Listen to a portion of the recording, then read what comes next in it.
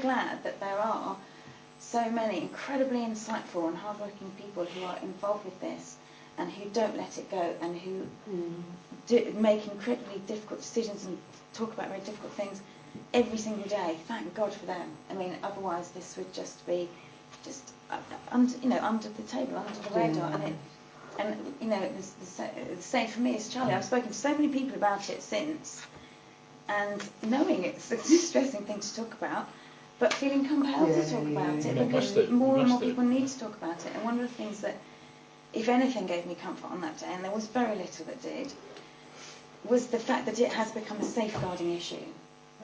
And it becomes a violence against women issue, women and girls, rather than a cultural thing or a practice. And the sensitivity issue is obviously massive, huge and important. But if it can be made into purely a safeguarding issue, then that has got to be one of the only ways it can make progress with this.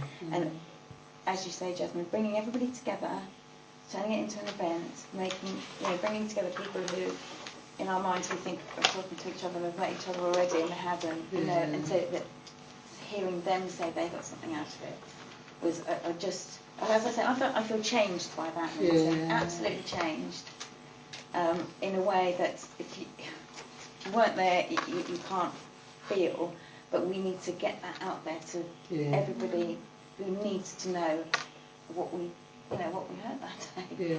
And it just has to be, we can't let this go. We as a committee can own this and push this at every possible meeting, opportunity, everything. Eloquently put, thank you. I'd like to congratulate Julie and yourself. It was a day that I think we all learnt far more than we ever imagined we would do. What's interesting is that in today's Guardian on page 15, reporting FGM becomes a compulsory for schools, medical staff and social workers. So next month, I think it is. So that perhaps would be something that we could focus on in the research, how that is going to be managed, because when it becomes law, then it is going to be very, very important for people to know exactly what is at issue and how they can deal with it sensitively, particularly in schools and in health. Health, I think, has already begun to grapple with that, but in schools it is still something that is going to be very difficult to perceive. And it would be helpful perhaps to include that in research. Absolutely. I think some of the things that it will be probably good to focus on in the research, but that's not the only opportunity. So we could, usually when there's reviews, we continue to ask people to come along with evidence. And one of the things in the next step was to check teachers' awareness. The head teacher's executive, unfortunately, it clashed with their day. So Kay was very apologetic that she couldn't come, and she said a lot of the safeguarding leads also wouldn't come. Although we did have some teachers there, didn't we? But that might be something actually to do some more work on, is invite the head teacher's executive, invite children's safeguarding, invite a range of people from schools to come down and have a session and maybe do a presentation and just check what their awareness is around that. I do remember when I went to the sexual health session that was organised by Agnes, that group, the African Advocacy, one of the teachers there did say that she wasn't really clear on what the procedures were. She was a safeguarding lead.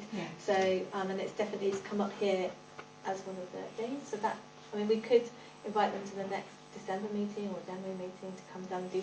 That's what I would recommend doing.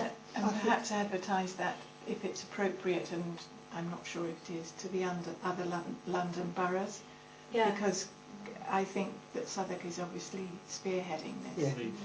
I think that's right. I mean, one of the things I think we need to do is, because I agree with the contributions, but usefully, we need to rush it.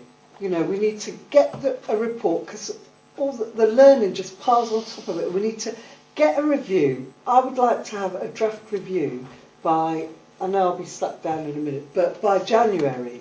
And I think basically there's that passing it over to the safeguarding, basically the independent chair, the safeguarding, and making sure that it's just into the organisation. Because you remember last year, we had all of these good ideas, and it was like, oh, I've got to go through overview and scrutiny, we've got to go to cabinet and everything. And actually, this is a prime example, isn't it, where we don't want to get caught in this, there's nothing wrong with that.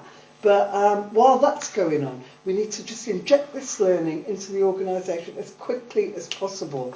And obviously, we're lucky because David and Rory and the independent chair are up for that. So, I would prefer, that we just basically do it quite quickly. We do the action learning and then, just hand the work over. Really. See what I mean?